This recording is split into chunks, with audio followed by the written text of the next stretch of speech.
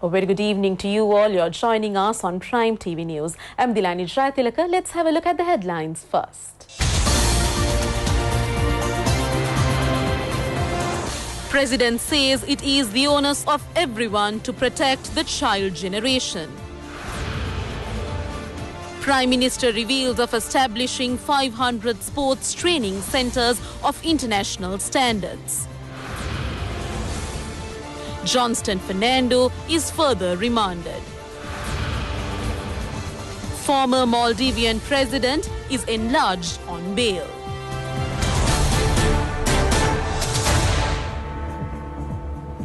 Now for news in detail. President Maithripala Sirisena has emphasized that it is the onus of everyone to protect the child generation of the country. The president laid this emphasis participating in the annual prize giving of the Revata National School at Balapitia in Galle. On arrival at the school premises, the students accorded a rousing welcome to the president. The president vested the newly constructed technological laboratory of the school in the children. It was built under the program, "The Nearest School is the Best School." The secondary junior laboratory of the school was also declared. Thereafter, at the prize giving, the president presented awards and certificates to students who displayed their skills. Further expressing his views at the prize giving, President Maithripala Sirisena said that everyone should be dedicated to grooming an intellectual and virtuous child. The president said that he launched a special project at the Presidential Secretariat, "Let Us Protect the Children." The result of all projects launched should be passed on to the children. More attention should be directed from the school child to the undergraduate to protect from narcotics. As such, the president said that attention should be directed to the challenges confronted by the children. The challenge may be faced by the child in the school or may be at home or at the bus stand or in public transport. The president said that more attention should be drawn to them at every such place. It is planned to establish 500 international-level sports training centres throughout the island. This was revealed by Prime Minister Ranil Wickremesinghe.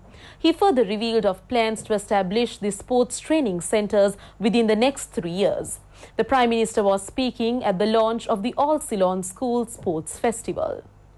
The launch of the 34th All Ceylon School Sports Festival was held at the Sugatadasa Indoor Stadium in Colombo. A Prime Minister's Sports Fund has been launched in collaboration with the National Olympic Committee for the welfare of the sports sector.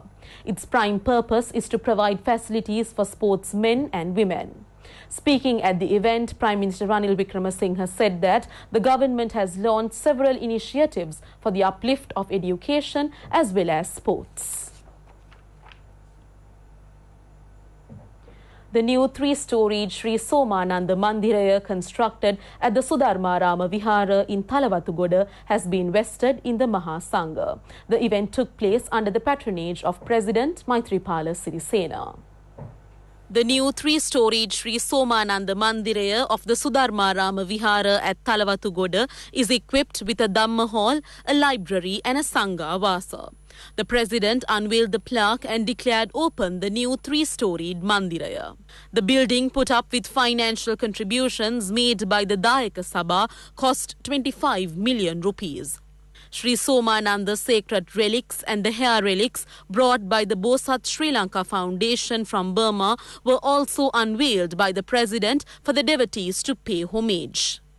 Members of the Mahasangha, led by Chief Incumbent of the Vihara, the Venerable Professor Kyulegedara Narada Thera, chanted Setpirit and invoked blessings on the president.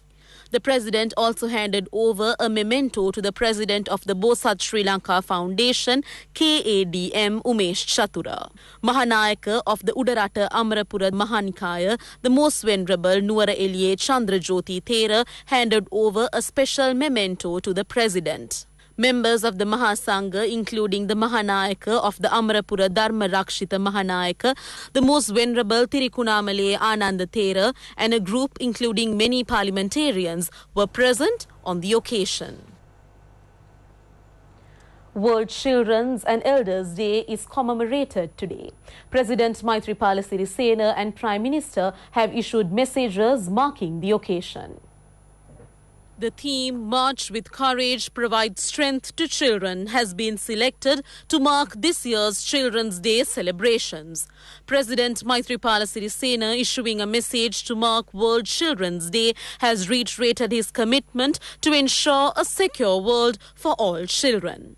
It is our responsibility and duty as adults to find out the ways to give back the childhood freedom and the vivid, colorful, abstract world which was stolen from today's child due to the highly competitive education, urbanization, and the transformation of lifestyles. In his message, he further said the government has been able to act in accordance with international agreements and conventions regarding child rights by safeguarding every child's right to education and eradicating child labor. The president has also issued a message marking World Elders' Day. He said a privilege of adulthood is the ability to perceive the world with the understanding of life, filled with knowledge and experience, and filter different perceptions with the wisdom gained over the years. According to Eastern philosophies, adulthood is the philosophical era of life. Thus, most philosophers and scientists establish their finest approaches during their mature adulthood. Moreover, we with respect must mention that all the rights and privileges we enjoy today as humans have been achieved for us by our elders. Meanwhile, Prime Minister Ranil Wickremesinghe has also issued messages marking World Children's Day and Elders' Day. Taking care of the elderly counts the same as protecting our children because both childhood and old age are two important stages of life where assistance, love and protection are needed more than any other stage of life. This uniqueness found in children and the elderly is highlighted by the act of designating World Children's Day and the International Day for Older Persons on the same day by the United Nations. Older people deserve equal respect and acknowledgement for their dedication and commitment to contributing to a world free from fear and free from want. A robust arrangement must exist to ensure our senior citizens are well protected and cared for and to make sure that their needs are addressed. Minister Chandrani Bandara has said that a mechanism should be developed so that what is suitable for children can be selected in the use of internet. The minister made this reference at the national ceremony organized to mark Children's Day. The ceremony was held at Temple Trees under the patronage of Prime Minister Ranil Wickremesinghe. The theme of the World Children's Day national ceremony was Diriyen Peramunata Yanna Lama Kalata Saviya Denna. The World Children's Day commemorative volume and the newspaper supplement were handed over to special invitees, including Prime Minister Ranil Wickremesinghe. A commemorative stamp and a first day cover were issued on the occasion. A cultural pageant presented by differently abled children added colour to the event.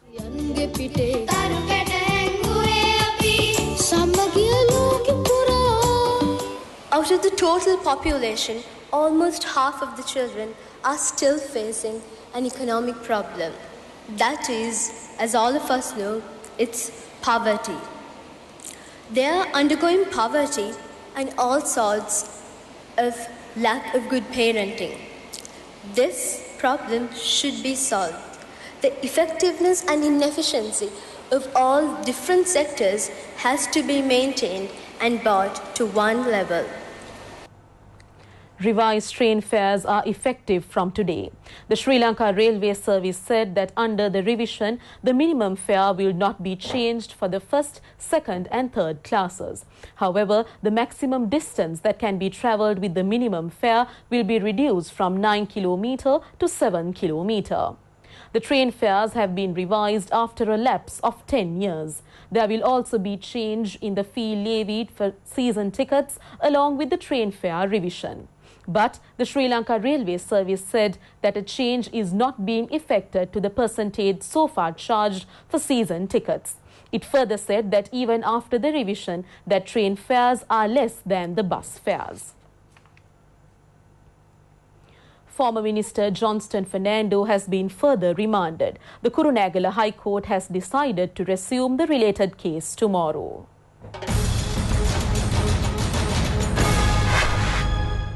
The former minister is accused of misappropriating a sum of 5.2 million rupees of Satosa funds at the last Northwestern Provincial Council elections. The related lawsuit was taken up for hearing before Kurunegala High Court Judge Menaka Vijay Sundara today.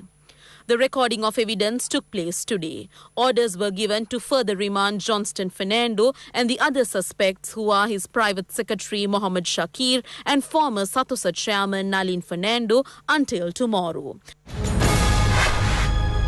The case filed against parliamentarian Prasanna Ranatunga and his wife was summoned in the Colombo High Court through a motion. They are accused of forcibly attempting to secure a sum of 64 million rupees from a businessman. The complainants have accused that the defendants had demanded this sum in order to evict illegal residents from a land in the Mitotamulla area in Kolonnava. The Attorney General has accused the defendants of committing this offence in the year 2015. The case is due to be taken up for hearing on the 4th of this month. The court permitted the defendants to undertake a foreign tour. Several programs were held throughout the island marking World Children's Day today.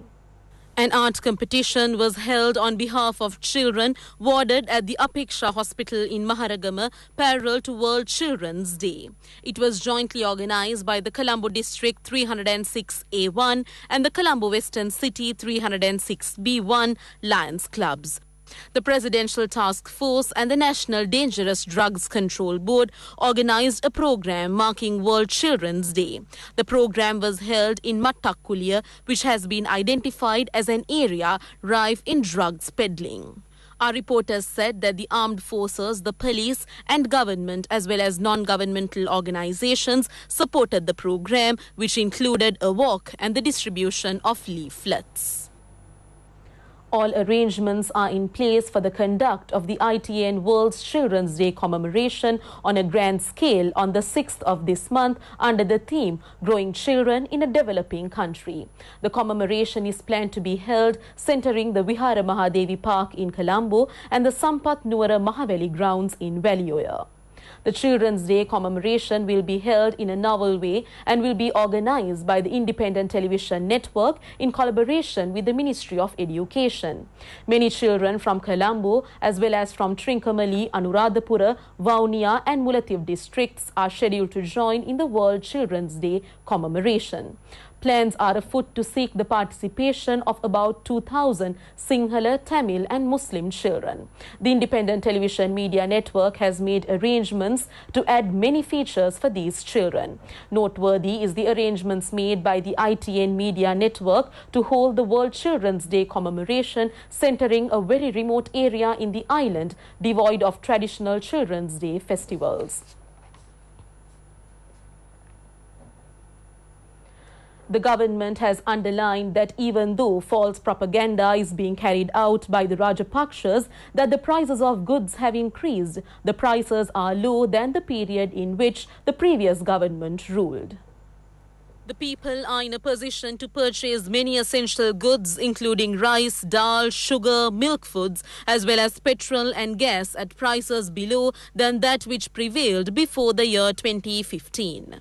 Price of a domestic gas cylinder which was sold at 2,650 in 2014 is at present 1,733.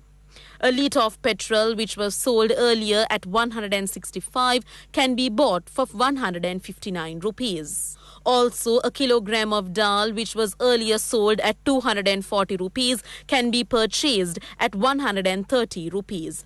Although the Rajapakshas are attempting to create slogans claiming that the prices of goods had increased, it is now clear that this is a futile attempt.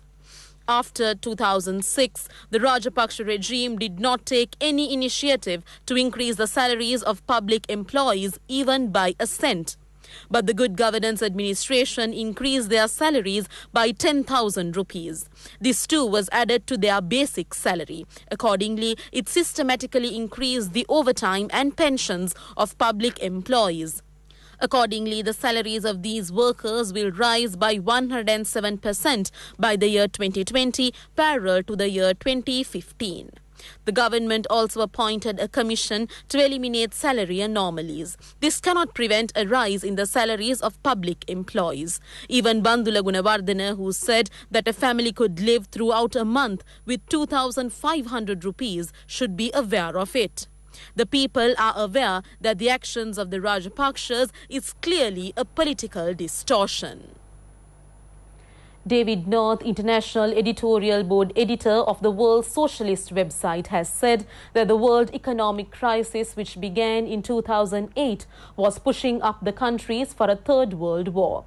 He recalled how the world economic crisis, which began in 1929 with 9,000 banks becoming defunct, laid the foundation for the Second World War. David North of the International Editorial Board, editor of the World Socialist website, is also the president of the US Socialist Equality Party. At present, he is on a tour of the island. David North is also the editor of several books, including The Asian Revolution and the Unfinished 20th Century, The Heritage We Defend, and The Quarter Century of War. David North participated in a news conference held at the National Library Auditorium. David North is scheduled to deliver 2 lectures under the theme Lessons from History at the Peradeniya University and the Colombo Newtown Hall on the 3rd and 7th of this month. The global capitalist system is beset by mounting economic, social, and political crisis. No less than the crash of 1929, the crash of 2008 exposed the fragility of the entire economic system. Its legacy is mountainous levels of debt and massive social inequality. Capitalist governments, first of all in the United States, bailed out the rich at the expense of the overwhelming mass of the world's population. In the process, they discredited capitalist democracy as a political fraud, a cover for the rule of billionaire oligarchs who rule the world economy. In the United States, the White House is occupied by an out-and-out gangster by the name of Donald Trump. In Germany, fascism is once again on the rise. Throughout the world, desperate refugees, the victims of economic crisis, and the brutal military operations launched by the imperialists under the banner of the War on Terror are being blamed and victimized for the conditions created by capitalism. That is why, all over the world, and even in the United States, the citadel of capitalist greed and reaction, there is a growing interest in and support for socialism. But the fight for socialism today must be informed by historical knowledge. The promotional tour of the ITN Youth with Talent Third Generation, which has affected the reality tradition in Sri Lanka, is proceeding from the Dambulla town to Galgamuwa via Anuradhapura. Today is the 6th day of the ITN Youth with Talent Third Generation promotional tour. It reached the Mathale town yesterday. Large crowds gathered on either side of the route joined in the promotional tour. It received a high response from the crowd. The Youth with Talent reality program has now become the genuine reality experience of the Sri Lankan youth that had astonished the world with determination. It is a joint effort by the National Youth Services Council and the Independent Television Media Network. The promotional tour, which commenced from Dambulla town, is now nearing Galgamuwa. The ITN FM promotional program is successfully operative at present. Another program was held in the Gonagolla town in Ampara with the participation of a large gathering. This promotional program has been organized with the intention of taking to the people the new programs of ITN FM. The People's Bank extended support on behalf of the program organized in the Gonagolla town. Competitions were organized for the crowd that was present and gifts handed over.